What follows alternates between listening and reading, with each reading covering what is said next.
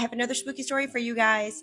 This one was submitted by someone who experienced a multi-generational haunting that seems to have been brought on by a Ouija board. Thank you to Olivia for submitting your story. Now let's get right into it.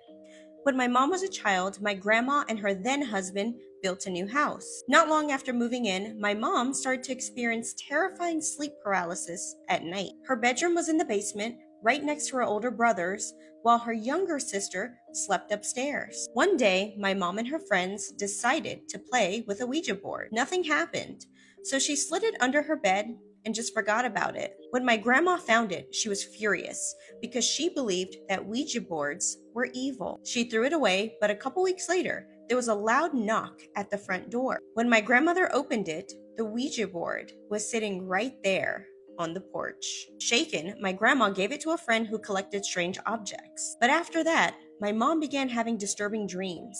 She dreamed about a tall, black shadow man wearing a top hat who would drag her into the laundry room. In those dreams, my mom would have seizures, even though nothing happened to her in real life. She told my grandma about them, but she was brushed off every time. It wasn't until my mom moved out of that house that the dreams finally stopped. Years later, when I was 8 and my little sister was just learning to crawl, we spent a lot of time at my grandma's house while my parents traveled for work. My grandma's house was a bi-level home. When you opened the front door, there was a staircase going up to the main level where the kitchen, dining, and living room all shared an open floor plan. In the kitchen, there was an island with 5 hanging lights directly above it. One day, my sister was crawling under the first light when my grandma suddenly grabbed her out of nowhere. As she did, the lights above the island began shattering one by one, moving down the line. Every other light in the house was perfectly fine. My mom's old basement room had become a playroom for me, my sister, and my cousins. We would spend hours down there with Barbies and American Girl dolls. One afternoon, I fell asleep in that room and had a dream about a black shadow figure standing in the corner by the door. He didn't move. He just stood there, staring. I told my grandma about the dream, and she said nothing about the fact that my mom used to have the exact same dreams. After that, I refused to sleep in the playroom and started sleeping in my grandma's bed instead. But even there, the shadow man would appear. Whenever I stayed the night, he would stand silently in the corner by the door. I could never move my body when I saw him, only my eyes, and I would just lie there, staring back at him. It reached a point where I saw him everywhere. I would fall asleep on the couch in the living room, and he would be standing in the corner. It felt to me like he was following me. When I was 13, I stopped staying at my grandma's house. Only a couple of weeks later, I was diagnosed with epilepsy.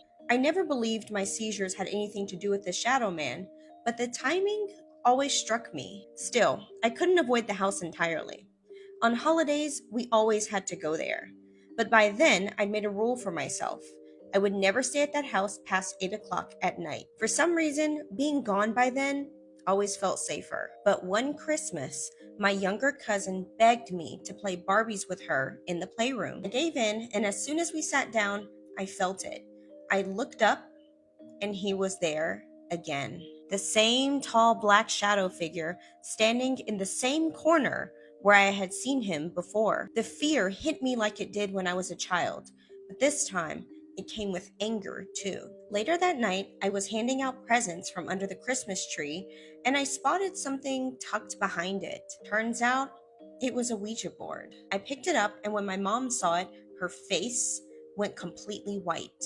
Without a word, we grabbed our things and left immediately. Not long after, my health took a turn for the worse. Just this past November, I was hospitalized 3 times in 2 weeks because of seizures. One night, I stopped breathing and had to be intubated. The medications left me groggy, and I can't say for sure if this was real or a hallucination, but when I woke up, there he was. The same tall shadow man with the top hat, standing in the corner of my hospital room. I told my mom about it, and she became angry. She asked me how I knew all of this, saying that it wasn't funny. That's when I realized the truth. My mom had never told me about her own dreams of the shadow man, yet it was the same figure that haunted her when she was a child. I haven't gone back to my grandmother's house since. So I think at this point we've all heard of the Shadow Man, but I was not aware that he was multi-generational. That's just not cool, Shadow Man. Not cool. So what do you guys think about this story? Leave your thoughts down in the comments, and don't forget to like and follow for more spooky stories.